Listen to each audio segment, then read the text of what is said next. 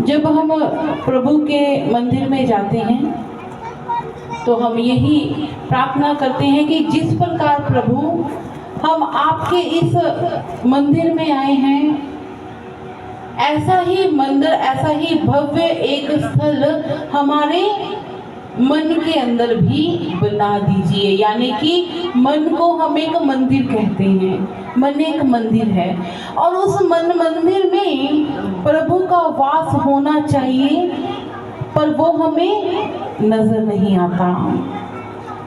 और वो भक्त कह रहे कि तन एक तीर्थ स्थल बन जाए, मन एक पावन गंगा। जहाँ पर प्रभु होंगे वहां पर वह पावन पवित्रता भी अपने आप ही आ जाती है, दिव्यता आ जाती है।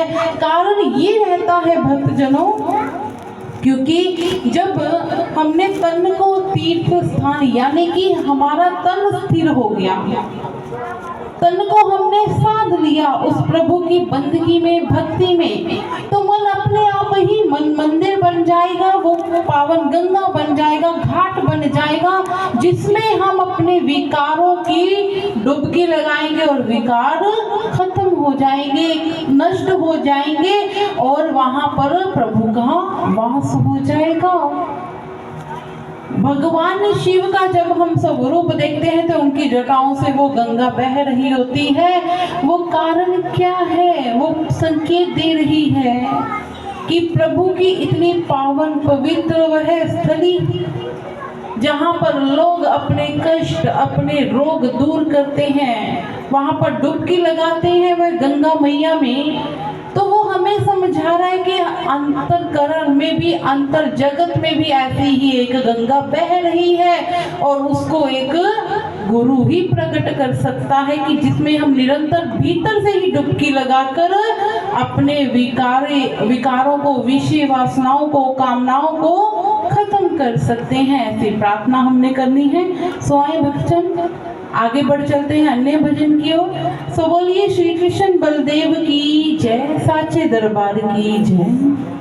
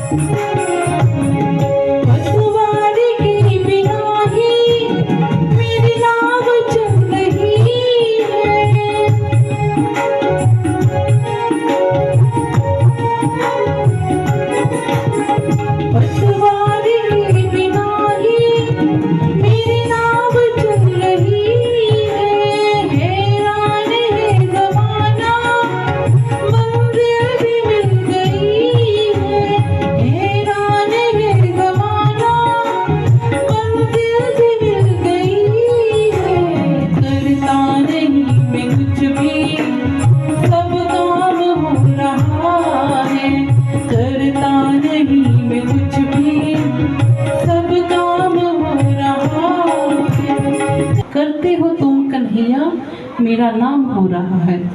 ऐसे भावों को हमने इस भजन के माध्यम से श्रवण किया कि वो प्रभु, वो कान्हा, वो गोविंद, अनेकों नामों से, जैसे कल भी हमने श्रवण किया कि उसको याद किया जाता है।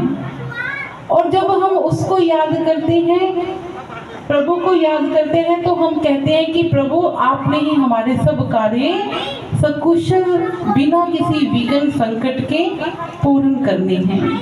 और ऐसे ही जब प्रार्थना एक भक्त करता है तो उसको कभी भी कोई कमी आती नहीं। जब जब भी भक्तों ने ऐसी पुकार की, आप देखो इतिहास इस बात का साक्षी है कि जिसके पास संसार की कोई धन दौलत ना हो, कोई ताकत ना हो, कोई शक्ति उनके साथ ना हो, और यदि प्रभु का साथ मिल जाए तो विजय ही विजय होती है। जिस प्रकार से भगवान श्री कृष्ण जी के समय अब वो गोवर्धन पर्वत प्रभु ने उठाया, पर श्री किसको दिया? भक्तों को, कि उन्होंने सबने अपनी लाठियां लगाई, पर किया किसने? प्रभु ने किया। सुदामा का महल खड़ा कर दिया बदले में थोड़े से चावल लेकर। द्रौपदी की रक्षा की, उसने पुकारा। तो आज इतिहास में उस उदाहरण को किस प्रकार से बताया जाता है कि यदि प्रभु उसकी रक्षा ना करते तो इतिहास कुछ और होना था। समय समय पर सबके कार्य वो करता है, सबकी रक्षा वो करता है, काम संवारता है। इंसान बिगाड़ देता है पर प्रभु संवार देता है। इसी कारण से जब भी हम कोई ऐसा घर में भी कोई शुभ कार्य करते हैं, कोई अच्छा कार्य करने जाते हैं बाहर भी, तो हम प्रभु के आगे वंदना करते हैं, प्रार्थना करते हैं कि एक उसमें ही सामर्थ्य है, उसमें ही शक्ति है कि वो प्रत्येक कार्य को कर सके। और हमने भी सदैव इस बात को याद रखना है। स्वयं बढ़ चलते हैं कथा प्रसंग की ओर, जिसके लिए मैं आग्रह करती हूँ परम वंदनीय, परम पूजनीय सर्व श्री आशुतोष महाराज जी की शिष्य साध्वी सुश्री बिंदु भारती जी के आगे कि वे आज के कथा प्रसंग को आपके समक्ष रखें। और हमने भी बड़ी एकाग्रता से, प्रेम भाव से प्रभु की महिमा, उसके गुणगान को श्रवण करना है। सो उससे पहले प्रभु के चरणों में बुलंद जय घोष करते हैं। सो बोलिए उमापति महादेव की, नीलकंठ भगवान की, साचे दरबार की।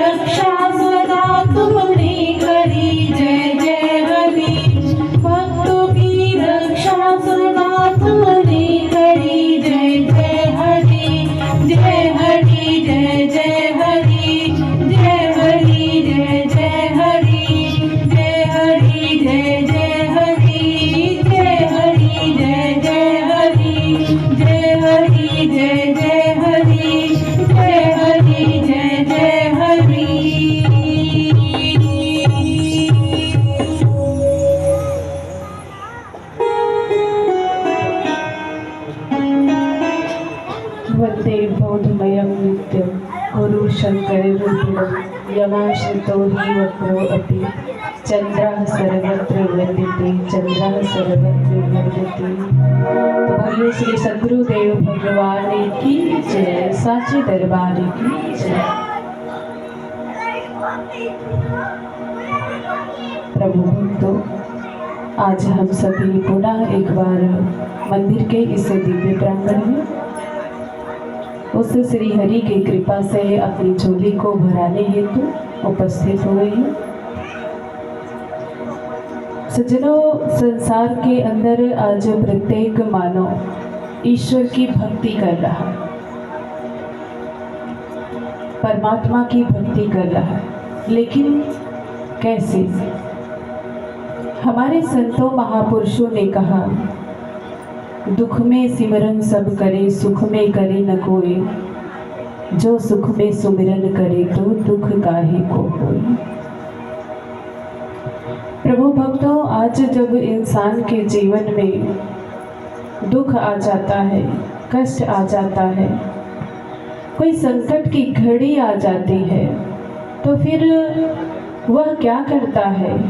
प्रभु का ध्यान करता है, उस ईश्वर को, परमात्मा को, उस हरि को याद करता है, उसे पुकारता है।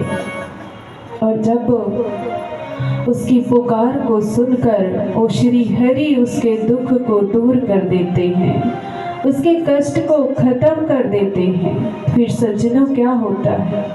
वही इंसान उस प्रभु को भूल जाता है। लेकिन हमारे महापुरुष हमें समझा रहे हैं, हमें बता रहे हैं कि यदि इंसान दुख के साथ साथ सुख की घड़ी में भी उस ईश्वर का ध्यान करे, उसका सिमरन करे, उसे याद करे, तो उसका दुखमय जीवन भी आनंदमय हो जाएगा, उसे आनंद से जी लेगा।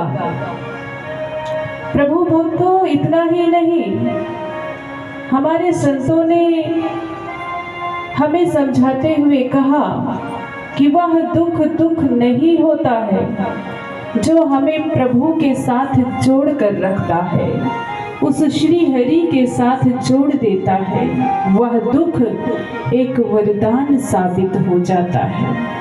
हम सभी जानते हैं कि महाभारत का युद्ध जब समाप्त हो जाता है, युधिष्ठिर राजा बन जाते हैं और भगवान श्री कृष्ण द्वारिका वापिस जाने लगते हैं, तो अपनी बुआ कुंती से मिलने के लिए जाते हैं और इस संबंध में अपनी बुआ को बताते हुए कहते हैं कि बुआ, अब मैं द्वारिका वापिस जा रहा हूँ, मांगो, कोई वरदान चाहती हो तो कोई वरदान मांग लो, मैं तुम्हें कुछ देना चाहता हूँ।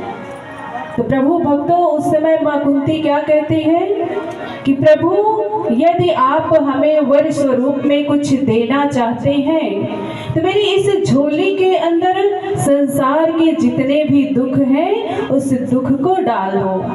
प्रभु भक्तों, आज जैसे ही भगवान ने ये बात सुनी, बुआ ये क्या कर रही हो? सारा जीवन तो आपने दुख में बिताया और अब सुख का समय आ गया है, सुख की घड़ी आ गई है, फिर दुख क्यों मांग रही हो? तो प्रभु भक्तों, उस समय माँ कुंती ने बहुत सुंदर बात कही जो हम सभी के लिए आज प्रेरणादायक है। माँ कुंती ने कहा, प्रभु, जिस समय हमारे जीवन में दुख था, कष्ट था, यह राज्य नहीं मिला था, तब आप हमारे साथ थे, हमारे साथ खड़े थे, लेकिन आज यह राज्य मिल गया, सारी सुख सुविधाएं मिल गई, तो आप हमें छोड़कर जा रहे हो। इसलिए प्रभु, हमें यह सुख नहीं चाहिए।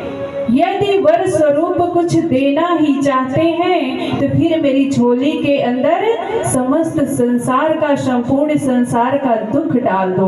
हमें दुख चाहिए प्रभु, जिससे कि मैं आपके साथ जुड़कर रहूं, आपके नाम का सिमरन करते रहूं, आपका ध्यान करते रहूं। प्रभु, मुझे वो दुख दे दीजिए।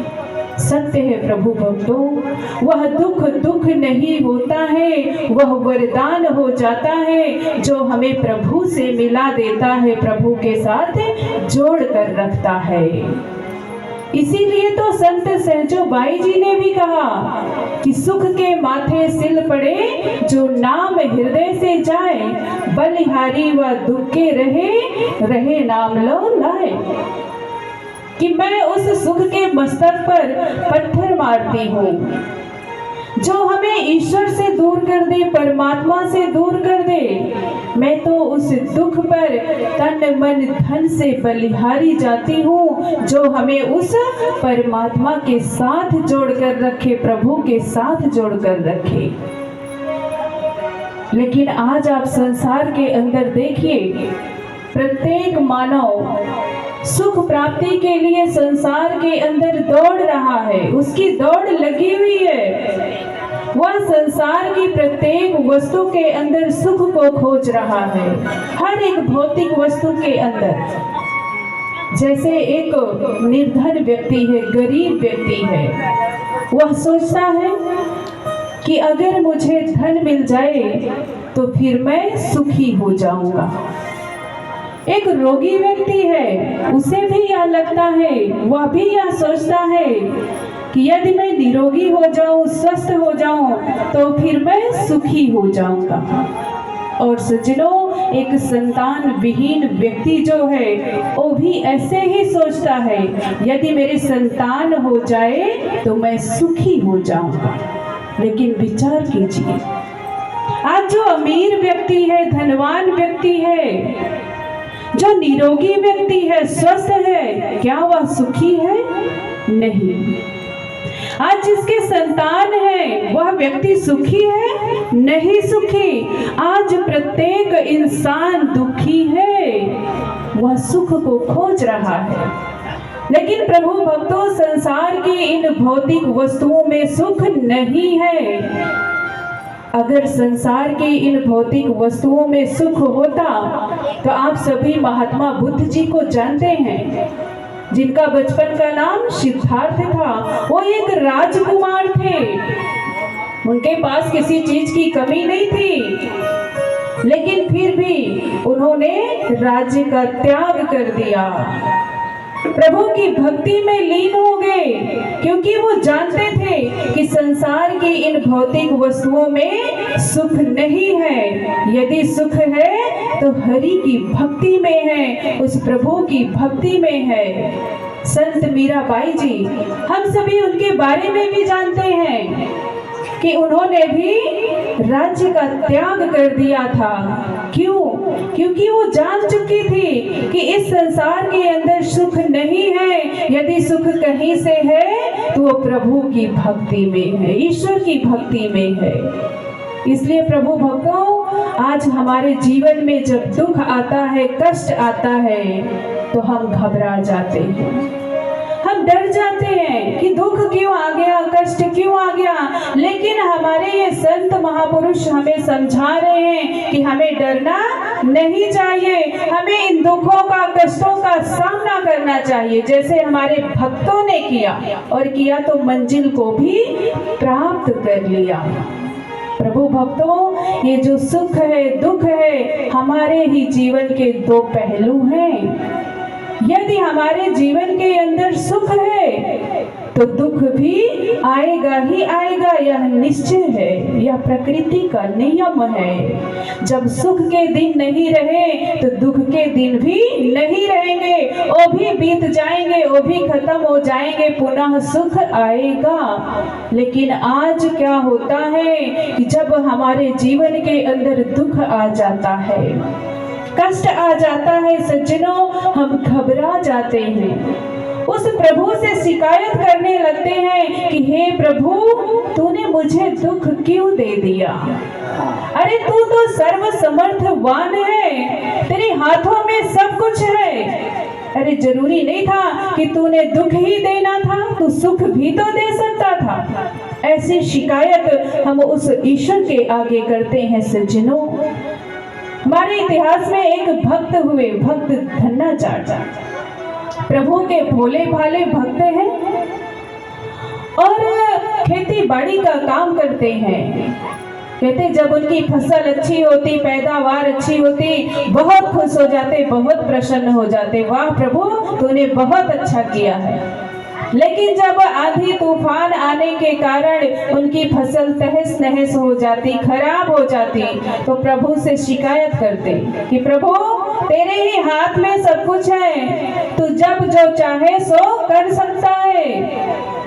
अरे तू जब चाहे बारिश कर सकता है, जब चाहे धूप निकाल सकता है, जब चाहे आंधी तूफान ला सकता है, तेरे ही हाथों में सब कुछ है प्रभु। लेकिन तू ये सब कार्य समय समय पर क्यों नहीं करता, बेसमय पर क्यों करता है? हे भगवान, तेरे सारे कार्य जो है बेढंगे हैं, तुझे खेती बाड़ी का कुछ पता नहीं है। तू पता नहीं कैसे मौसम का चक्र चलाता है कि सब कुछ गड़बड़ हो जाता है, खराब हो जाता है।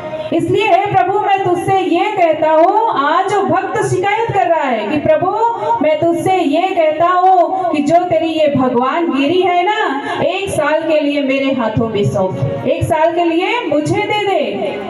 आज भगवान अपने भोले भाले भक्त की बात को सुनकर मुस्कुरा देते हैं, कहते ठीक है भक्त, सहमति हो गई जी आज भक्त के साथ भगवान की। आज भगवान ने 1 साल की भगवानगिरी अपने भक्त के हाथ में सौंप दी। अब भक्त क्या करता है? अब उसके हाथ में भगवानगिरी आ गई। अब समय समय पर बारिश हो रही है, जितनी धूप की जरूरत है उतनी धूप निकल रही है, ना कोई आंधी आई ना तूफान आया। और खेत में जो फसलें हैं वो बहुत ही हरी भरी लहलहा रही हैं, आज भक्त से भी बड़ी बड़ी लंबी लंबी हो गई है। भक्त अपनी फसलों को देखकर बहुत प्रसन्न हुआ, बहुत खुश होता है। वाह, क्या मौसम चक्र चलाया मैंने, कैसी पैदावार हुई है खेतों में। प्रभु को दिखाते हुए कहता है, प्रभु देखो मैंने कैसा मौसम चक्र चलाया और कितनी अच्छी पैदावार हमारे खेतों में हुई है। प्रभु मुस्कुरा देते हैं अपने भोले भक्त की इन बातों को सुनकर सज्जनों। लेकिन कहते हैं समय व्यतीत हुआ, फसल पककर तैयार हो गई, काटने का समय आया तो भक्त ने क्या किया? फसलों की कटाई की। और जब कटाई की कटाई करने के बाद जब उन फसलों की बालियों से आज दाने निकाल रहा है तो उन बालियों में एक भी दाना नहीं है, सारी बालियां फूकी हैं, खाली हैं, एक भी दाना नहीं मिला।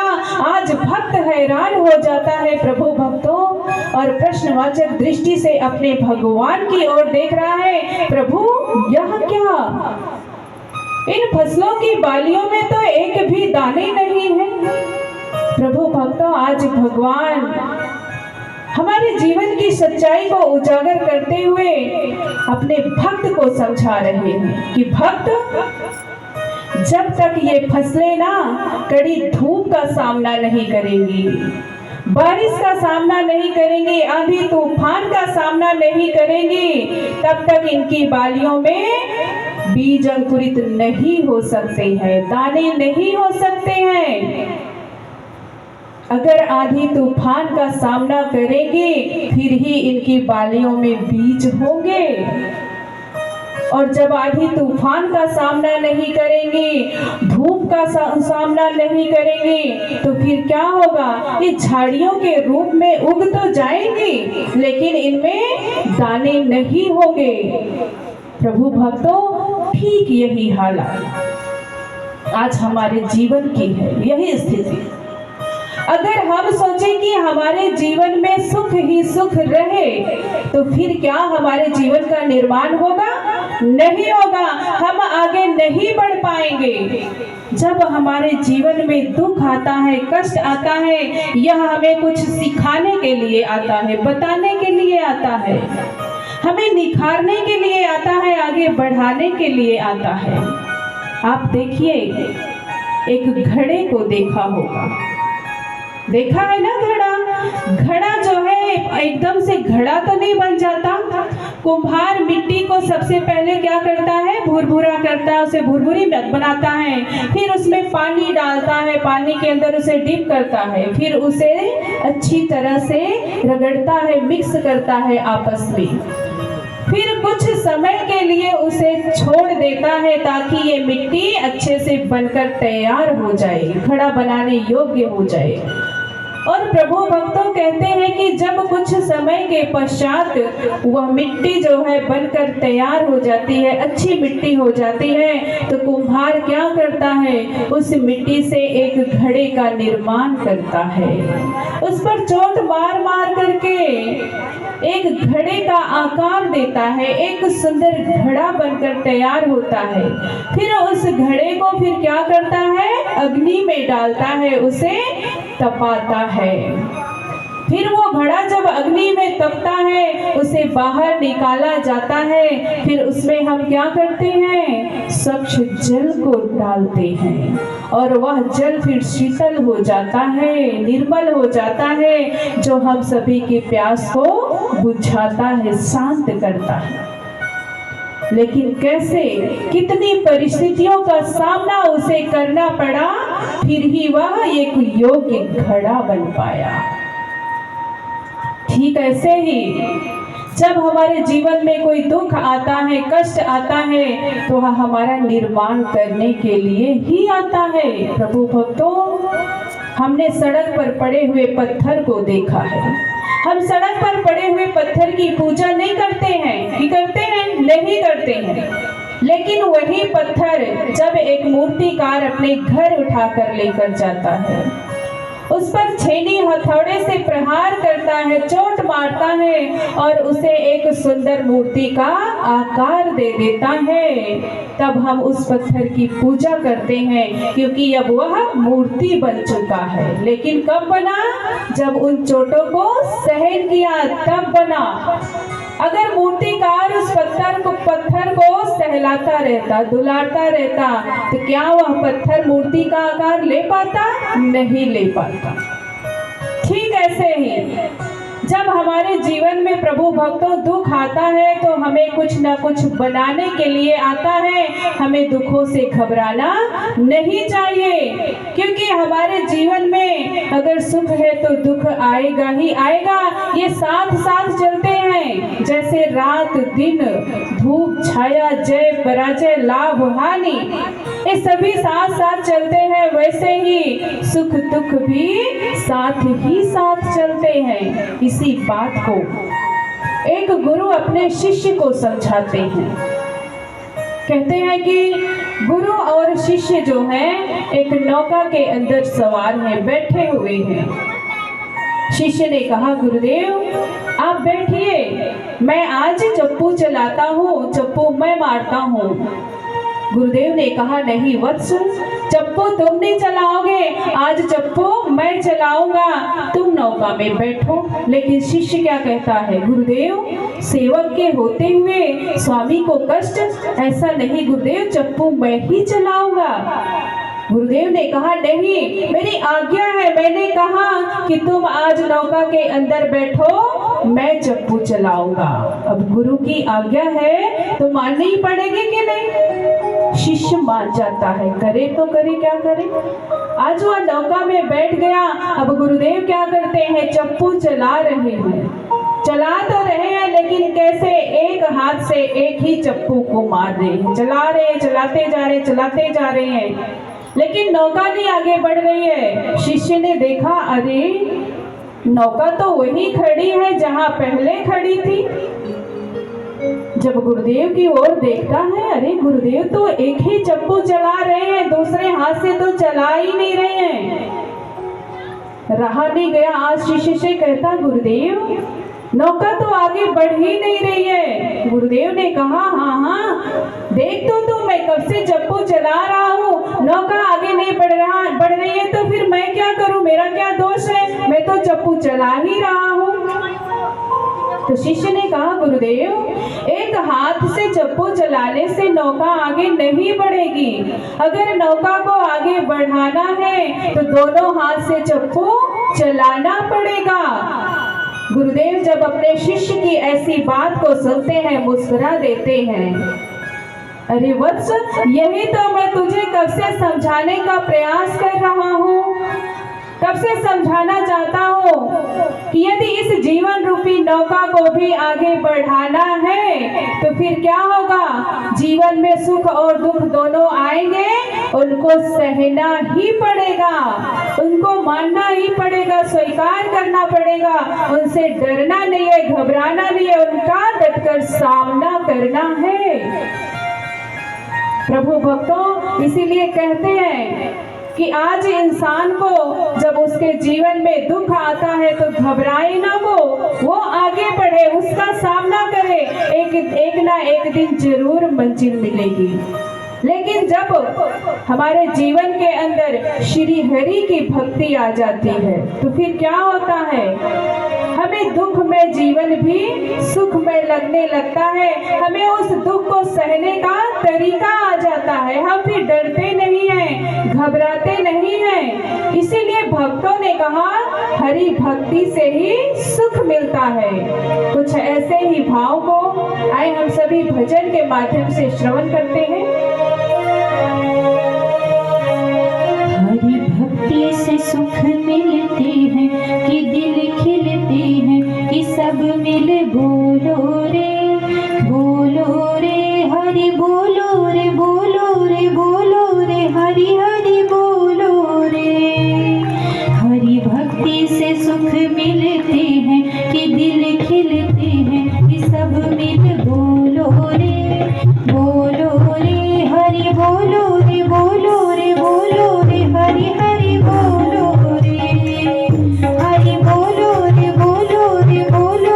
हरि हरि बोलो रे।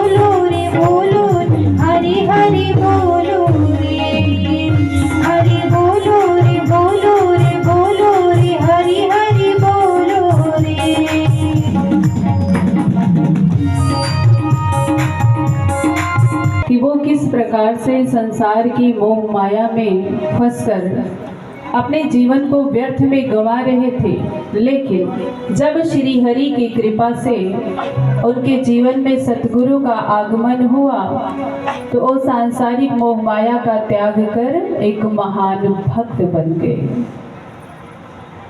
आज हम संसार के अंदर देखते हैं प्रत्येक इंसान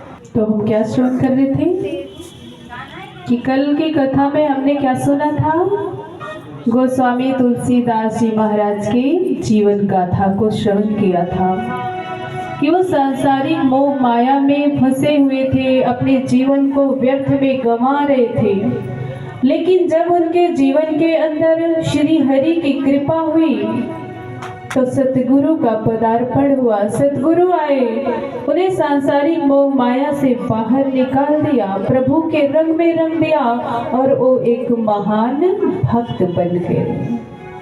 आज आप संसार के अंदर देखें, हर एक इंसान